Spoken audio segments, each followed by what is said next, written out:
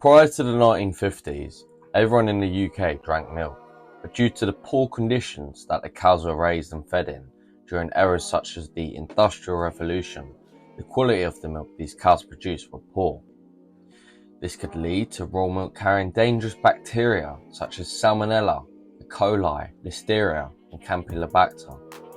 Raw milk soon became restricted, and today you can only buy raw milk from farmers since third parties such as supermarkets can't sell raw milk in the UK. Today, milk found in stores are treated, going through the process of pasteurization and homogenization. Pasteurization is a process that kills all bacteria, good and bad, by heating liquid foods to a high temperature to kill them, therefore preventing E. coli, Salmonella, Listeria, and so on.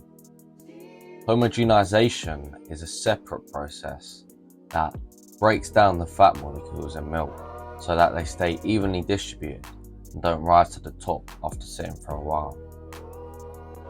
Now, what if I told you that raw milk, due to there being proper sanitary conditions, is no longer bad and is actually better to consume than pasteurized and homogenized milk? This is exactly what I plan on doing in this video. Now, you're probably thinking straight away, if raw milk was better than treated milk, why don't stores have raw milk? Firstly, even though raw milk can be sold in the UK, other dairy products made from raw milk, like Parmesan cheese, can be sold. So we already see widespread use of raw milk, it's just not well known to the public. Secondly, companies lose lots of revenue by switching back to raw milk. Not only does the middleman that pasteurizes and homogenizes the milk get completely cut out of the process, but raw milk lasts about 7 to 10 days as opposed to treated milk, which lasts about 2 to 3 weeks. The much longer shelf life further increases revenue from treated milk over raw milk. Companies can do it in the name of safety, despite raw milk related deaths being extremely rare nowadays. Hold on a second, raw milk related deaths are extremely rare nowadays.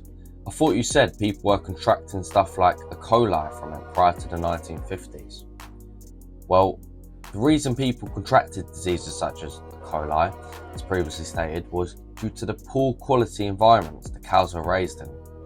Imagine during the Industrial Revolution people moving through cities, getting clustered in these claustrophobic areas and bringing their cows with them. These cows were living in horrible, even torturous conditions. They were riddled with parasites, living in their own feces, living in extremely stressed environments. Fed bad food, so their milk of course brought these diseases.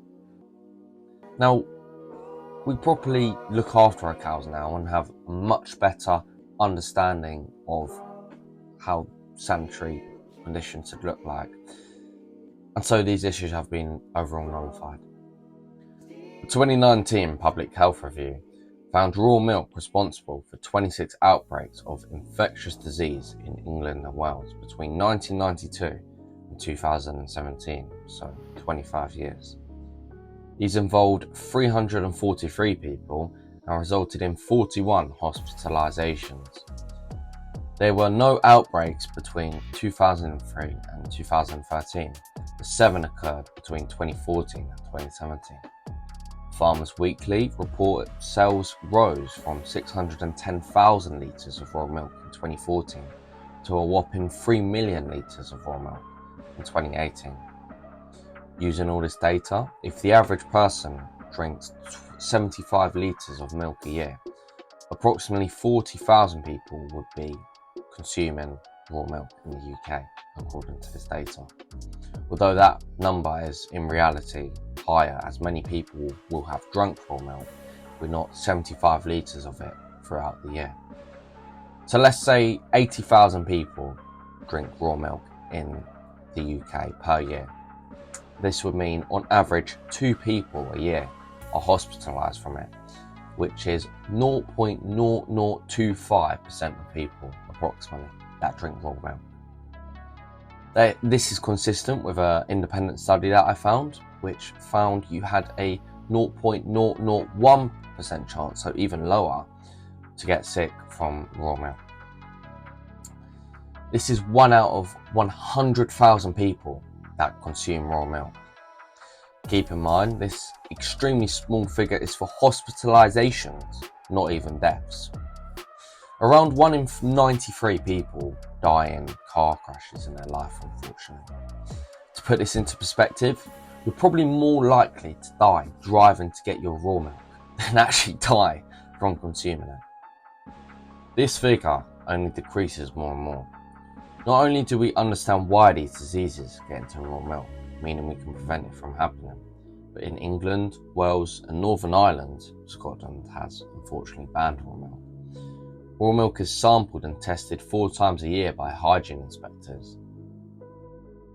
The farms are inspected twice a year, and the herd must be healthy and free from brucellosis and tuberculosis and stuff like that.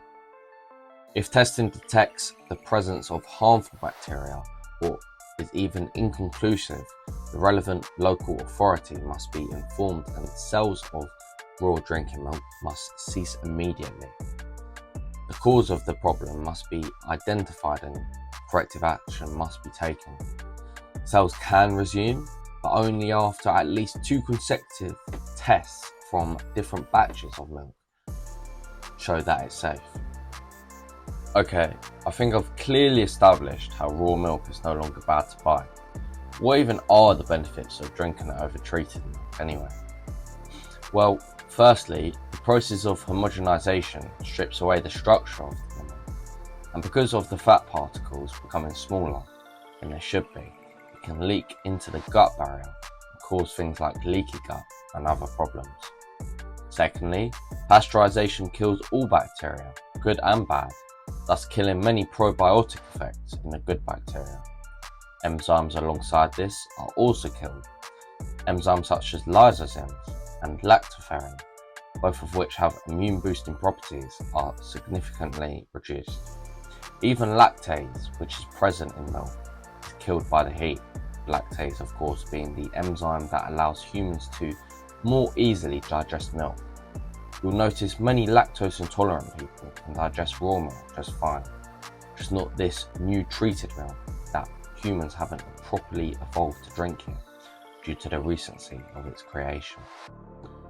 Thirdly, raw milk is far more nutritious. Raw milk contains every known fat and water soluble vitamin in a bioavailable form. Vitamin A, D, E and K are especially unstable when heated above body temperature, which can cause a loss of 66% of these vitamins. Although minerals can't be destroyed when they're heated, they can become unstable and lose a lot of their potency. For example, calcium loses 50% of its potency when heated above body temperature. Raw milk also contains a larger amount of omega-3 fatty acids, assuming the cows are grass-fed, of course, and not fed crap like squirrel. Milk also contains whey proteins and amino acids that are otherwise destroyed by heat. People forget that we literally wouldn't have whey and casein protein powder if milk didn't exist, since they are derived from milk. Raw milk is far more beneficial to consume than treated milk, and I've clearly shown why. Many people have questions about A1 versus A2 milk, so I'll now talk about this. A1 and A2 milk differ in their amino acid sequence. This difference affects how the protein is broken down in the body.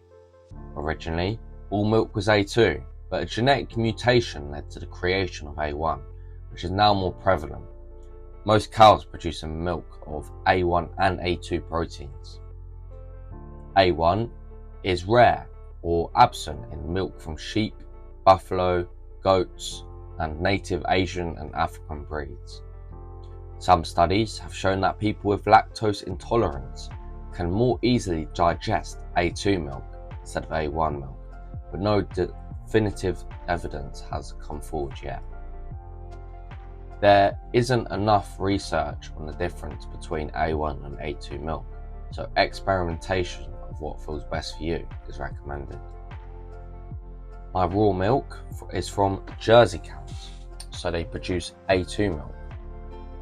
Notice how it's in a glass container and not a plastic one. This is so it doesn't leach estrogenic, so artificial estrogens, such as BPA or BPS, into the container that you consume your liquids from. I cut out there, but yeah, if you want an explanation about this, I have made a video on it, so I will link it in the description below.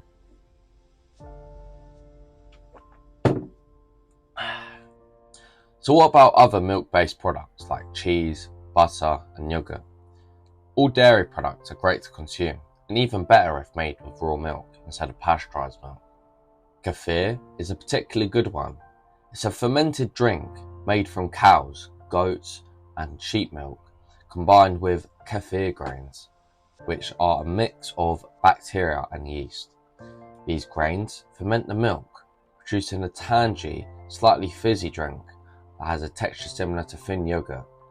It's rich in probiotics, which are beneficial bacteria that support gut health, digestion and immune function. What about butter though? I mean, butter's made from the fat part of the milk, so the cream, and continuously churned until the butter's made. If butter is predominantly fat, isn't that bad? No.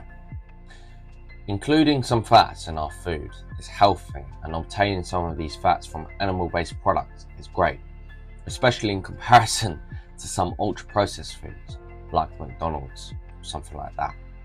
I'll make a video on this topic soon. Cheese is made by slightly heating milk in a pan, then pouring some form of acid like lemon or vinegar or rennet into it until the curds form into cheese, so that's fine to consume.